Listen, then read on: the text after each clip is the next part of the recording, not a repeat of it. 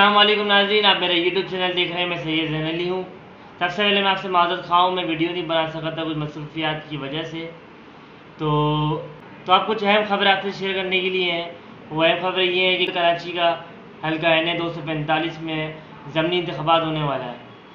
वो नशिस्त मरहूम आमिर लियाकत हुसैन की इंतकाल होने के बाद वो नशिस्त खाली हुई थी, और इसमें बारिश से पहले कराची में बारिशों का सीज़न जारी है, तो उससे पहले वो उसमें ज़मनी इंतख़ाबात होना था, लेकिन वो मुलतवी हो गया था।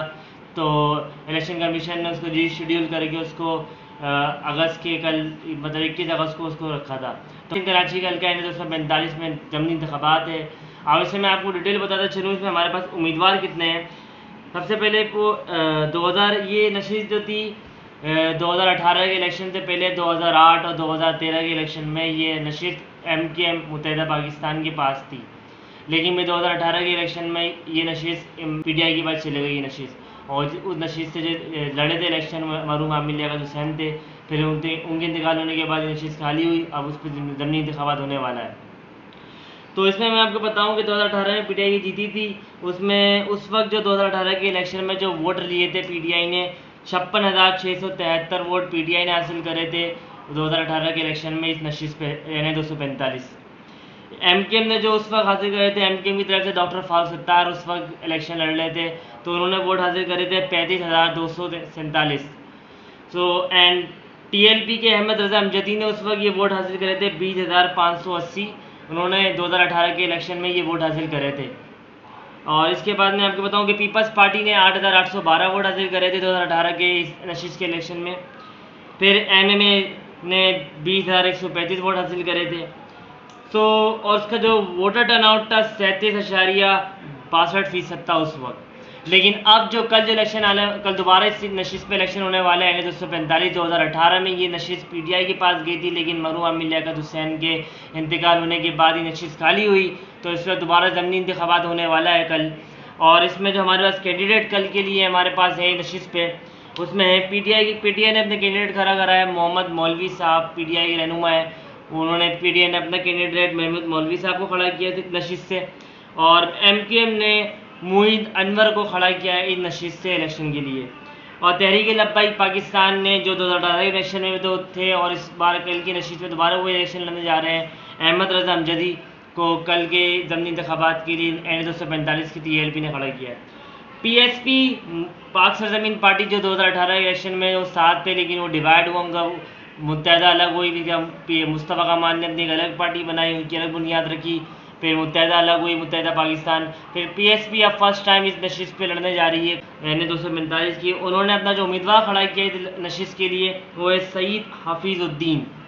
और आज़ाद उम्मीदवार हमारे पास डॉक्टर फारूक सत्तार जो 2018 के इलेक्शन में MKM की तरफ से इलेक्शन उन्होंने लड़ा था, लेकिन इस बार क्योंकि मैंने आपको अपनी लास्ट व्लॉग में बताया था कि उनको इस जब NA 245 के इलेक्शन की बारी आई थी मरहूम आमिर लियाकत हुसैन के इंतकाल के बाद, तो डॉक्टर फारूक सत्तार और खालिद मकबूल जो है उन्होंने इनके दरमियान मीटिंग तय पानी थी, जिसके ऊपर ये जो मुज़ाकरात होने थे और जो उसका तमाम गिले शिकवे दूर होने थे। लेकिन इसके बाद और इसके बाद इस तरह फारूक सत्तार की पार्टी में वापसी भी आ जाती, और फिर इस तरह आगे प्रोग्राम चलता है इनका मुत्तहिदा का। लेकिन फिर क्या हुआ, फारूक सत्तार को लाले लप्पे दिए गए, उनको एंड टाइम पे धोखा दिया गया। तो फिर इसके बाद क्या हुआ, डॉक्टर फारूक सत्तार ने फिर एंड टाइम तक इंतज़ार किया, लेकिन उनको जब कोई रिस्पॉन्स नहीं मिला, तो इसके बाद उन्होंने आज़ाद उम्मीदवार की हैसियत से ये इलेक्शन लड़ने का उन्होंने ऐलान किया था। तो डॉक्टर फारूक सत्तार आज़ाद उम्मीदवार की हैसियत से इलेक्शन लड़ेंगे और इंतखाबी निशान उनका ताला है। तो इसके बाद मैं आपको बताऊं कि अब जो नशीस ये इंटरेस्टिंग अब ये मोहर पे चढ़ा गया है, क्योंकि अब कराची के अगर इस वक्त अगर देखा जाए तो PTI का जोर कराची में बहुत है।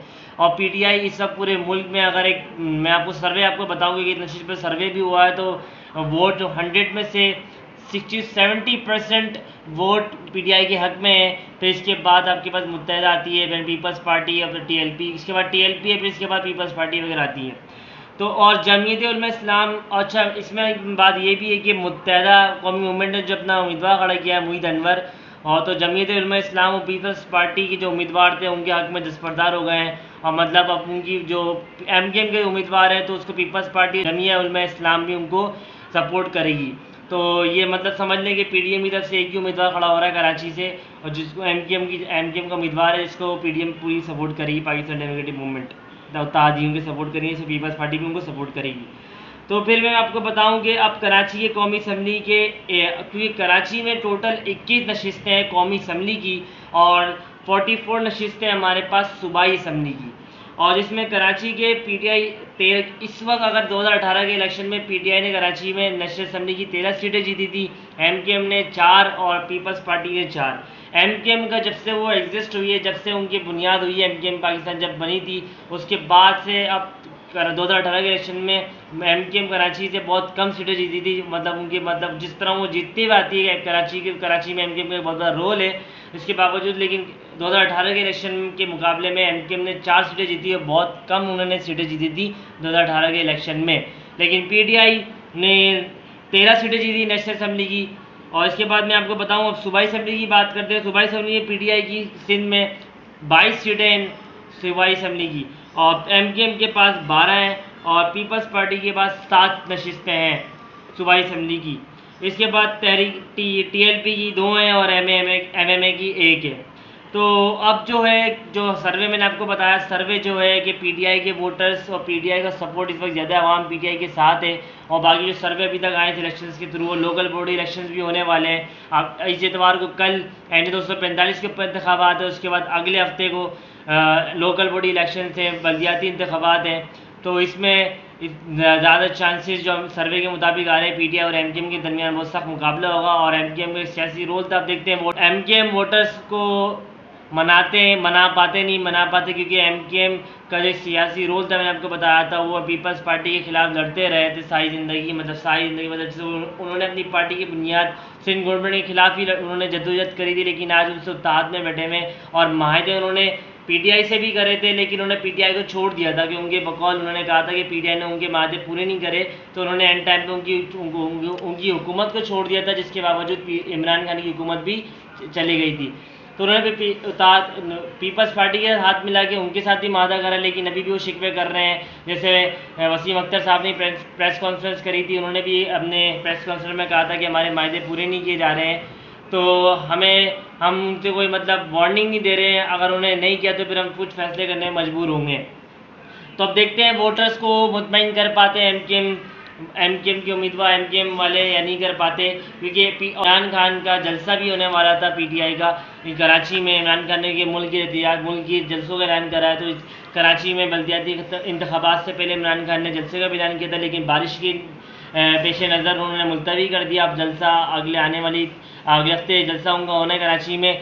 उससे अंदाज़ा हो सकता है कि उसमें अंदाज़ा लगाया जा सकेगा कि कराची में इमरान खान का मतलब लोकल बॉडी इलेक्शन से क्या सर्वे निकलता है, क्योंकि अगर जलसा अच्छा होगा तो उसमें ज़्यादा चांसेस यही होते हैं कि जब जलसा अगर कोई पार्टी अच्छा करती है तो उसमें, तो इमरान खान का जलसा है अब अगले हफ्ते, तो अब उसमें देखते हैं कि क्या होता है। तो और लोकल बॉडी इलेक्शन भी अगले हफ्ते हैं, जिसमें सख्त मुकाबला देखने को मिलेगा आपको। इसके बाद पाकिस्तान का सियासी मंजर भी तब्दील होगा। तो अब तक के लिए इतना ही नाज़रीन, अपना और अपने चैनल का बहुत ख्याल रखें। और आज NA 245 कौमी असम्बली के हल्के में इलेक्शन होने वाले हैं, तो इसमें जो अपडेट्स आएगी मैं आपसे शेयर करता रहूँगा। तो अपने इस चैनल का बहुत ख्याल रखिए ना। अल्लाह हाफिज़।